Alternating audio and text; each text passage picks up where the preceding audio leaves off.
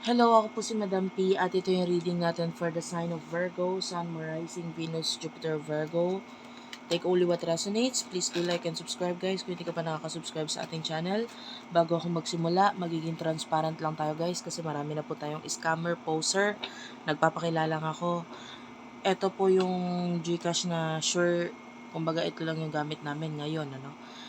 And dito kayo pwede kumontak, Unicorn Princess Tarot, Unipree, yung pinaka-name ng TikTok. And then, Facebook page namin, Madam P. Pag di mo ma-search, hashtag Madam P TV, Instagram, and ito yung aming email. So, dito ka lang pwedeng kumontak. Okay? Dumadami po kasi sila at saka iba-ibang number ang ginagamit na ano. Kaya para sure, pag halimbawa nag-inquire or kasi usually sila ang nagme-message sa mga follower ko.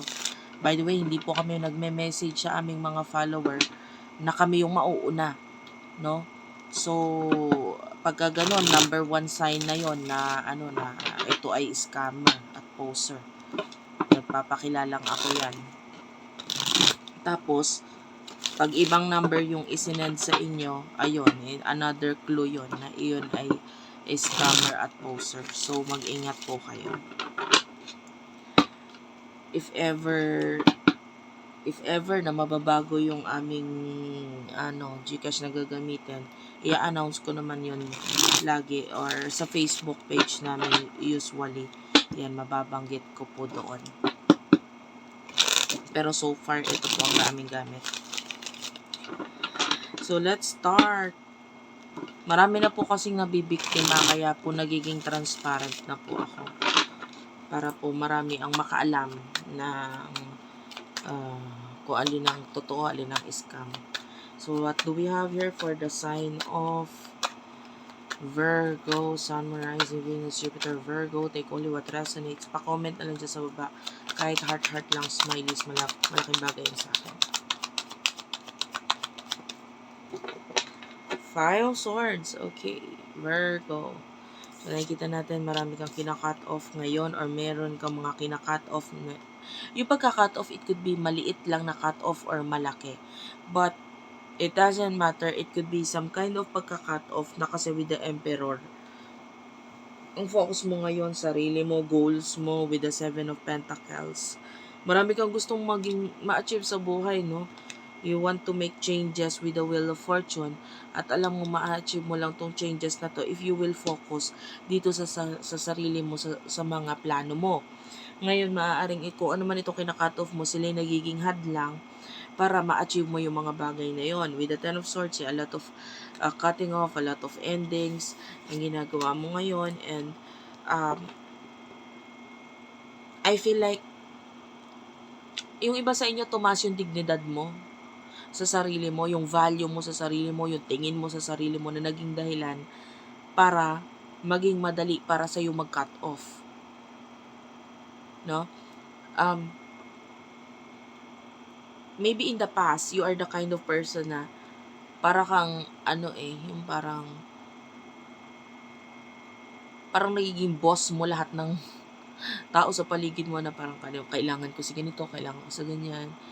Alam mo yun? Pero ngayon parang na-realize mo, hindi, magaling ako, hindi ko sila kailangan, I can handle everything on my own, and yun yung naging dahilan para mas mabilis sa'yong makapag-cut off ngayon. Person nakakonect mo, spirit guides, angel guides for the sign of Virgo, Sun, Rising, Venus, Jupiter, Virgo, Sun, Rising, Venus, Jupiter, Virgo. Person nakakonect mo, okay? With over the Strength card, this is Leo energy. Could be a friend or best friend energy. Do over the Ace of Pentacles. And the World. This is a new person energy na nakita nating paparating sa buhay mo. Yung iba nandyan na, nakarating na. And I feel like ito mag-open up itong person na to sa'yo na magiging dahilan para magkaroon ng some kind of alliance or pagkaka-connect sa inyong dalawa. And, yun yung maganda if you are going to cut off someone or something sa buhay mo. Madaling mare-replace yun, no? Ng panibagong karapat-dapat talaga para sa'yo. Nagiget mo yung point? Whether tao or bagay or sitwasyon. 'Di ba? Ganon din 'yun sa usaping feng shui or ano ah you know, for example, bibigyan na lang kita ng example. Halimbawa sa isang bahay, meron kang particular gamit, malaking aparador na hindi mo let go. But sirang-sira naman na. Wala ng value sa'yo. Kailangan na talagang itapon kasi sira na eh. Ngayon, hindi mo ma-let go. Wala naman na rin laman kundi mga basura. Okay? Example lang to ha. Pero sa buhay mo, tignan mo yung buhay mo. Like for example, sa tao mo, iisipin yung sinasabi ko. Mga tao sa buhay mo na hindi mo na ma-let go. Pero kailangan na kasi wala naman na silang value sa buhay mo eh. Sakit na lang ng ulo. Pangkain na lang ng memory ng utak mo. Nagiget mo yon? Yung cellphone nga nafu-full lang memory eh. O ngayon, balik tayo doon sa bahay na may stagnant energy doon. Hindi makagalaw-galaw na energy. O, one time naisipan mo, sige tapon ko na to, let go ko na to. Tinapon mo ngayon si aparador. Out of nowhere, may kapitbahay ka, nag-alok, o meron ako ditong makina na hindi na ginagamit, makina ng damit, sewing machine. Ikaw marunong ka manahe. Ay tama-tama, may space sa bahay namin. May paglalagyan ako niyan. O di ngayon na ilagay mo siya.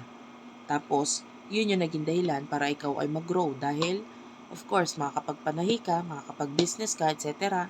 Kung anong gusto mong gawin doon. And ganun din sa particular na buhay mo, which is, sa reality, no, sa buhay mo sa mga tao sa paligid mo, kaibigan, karelasyon, na very toxic, etc. Yung iba sa inyo, no? Ikaw nakakalam yan kung anong mga dapat itapon sa buhay mo eh. Hindi naman ako, hindi naman kung sino man sa nakakilala mo magsasabi sa'yo, tapon mo na yan. Kalimutan mo na yan, alisin mo na sa buhay mo na yan. Ikaw nakakaalam kung sino or ano ang mga toxic sa buhay mo, mga stagnant energy na walang kagalaw-galaw sa buhay mo na dapat mo nang i-let go, dapat mo nang itapon. That is for you to make room sa mga bagong tao sa buhay mo. And this is what I'm talking about. Kasi may bagong paparating dito na kailangan niya ng spasyo sa buhay mo. And kaya mangyayari lang yon na makarating siya sa buhay mo kung magbibigay ka ng space para sa kanya. Yung iba sasabihin, Madam, anong kinalaman ng friends? Di ba pwede tayo the more the merrier? Di ba ganun yon? Mas masaya pag maraming kaibigan. Hindi talaga ganun yon. Lalo na kung ang kaibigan mo toxic. Kung bigla na lang paparamdam sa'yo, besh, kamusta? Baka pwedeng pautang ganito, ganyan.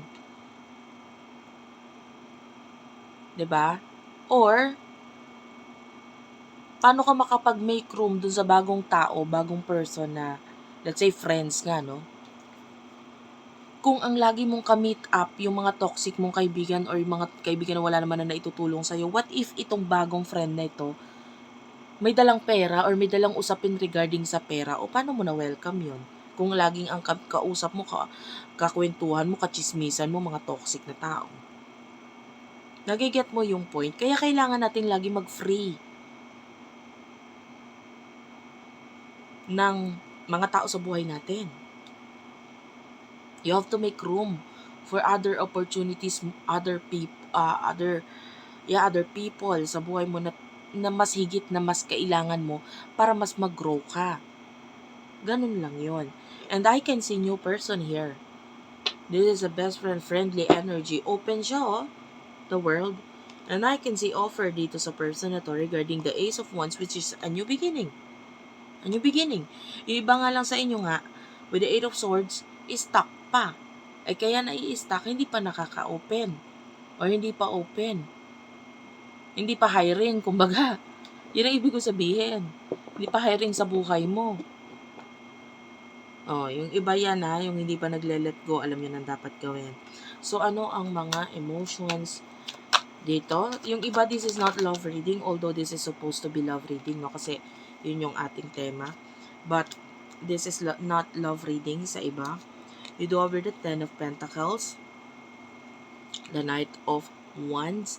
Ayan, so nakakita tayo dito ng money coming to you, no? Emotionally, with the Knight of Wands, palaban ka. You are like the horse.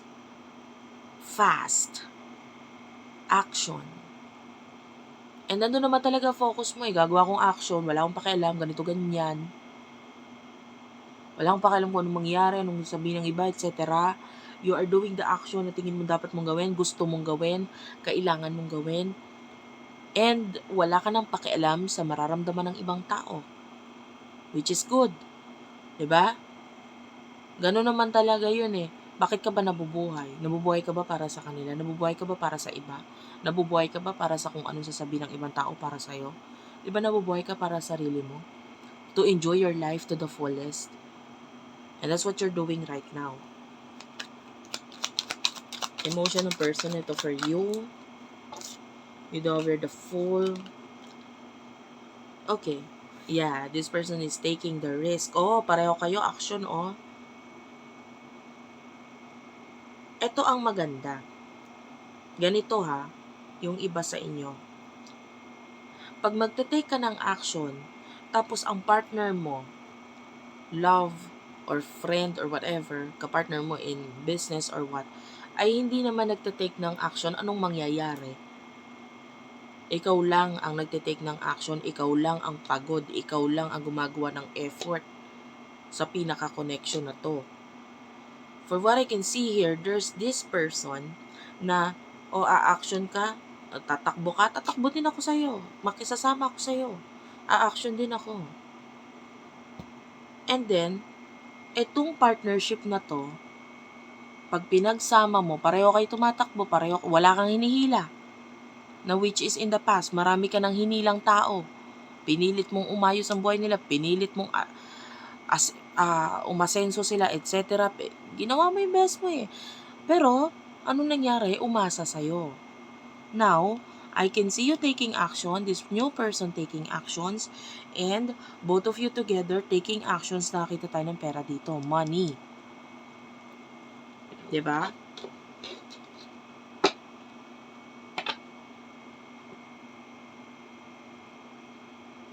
Yung iba naman sa inyo, this could be complementary kind of partnership. Anong ibig sabihin no? Nagko-complement kayo sa isa't isa.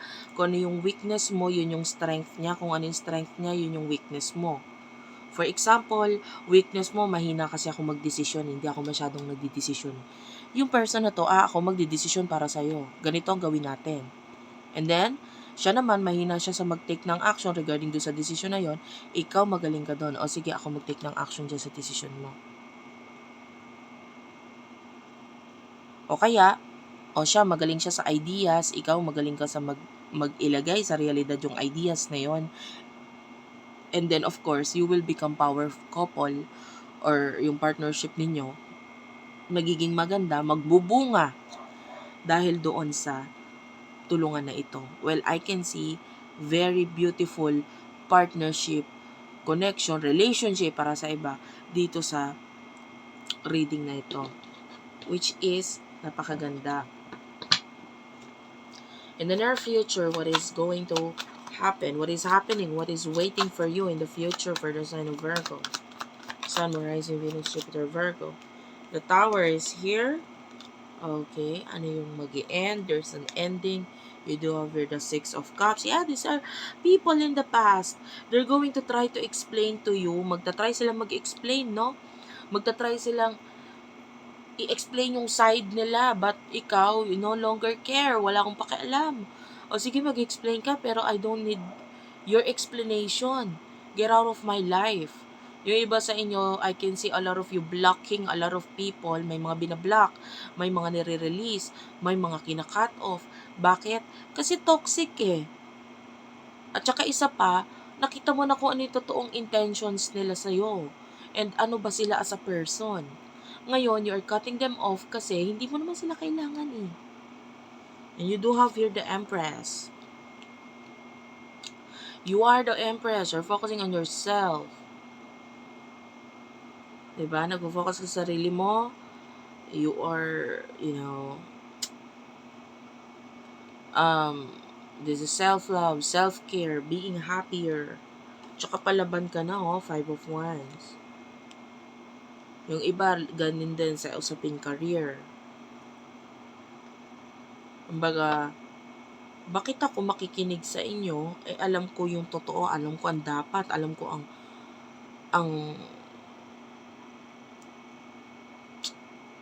ano tawag dito?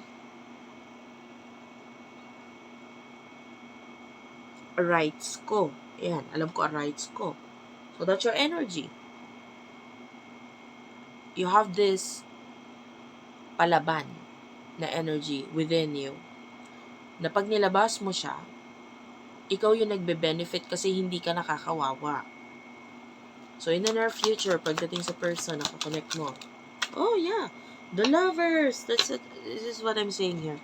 No? Kanina ko pa binabanggit. This is partnership, relationship, the High Priestess. You two have soul purpose together. Para kayong soulmate na, your soul are destined to meet in this lifetime para, what?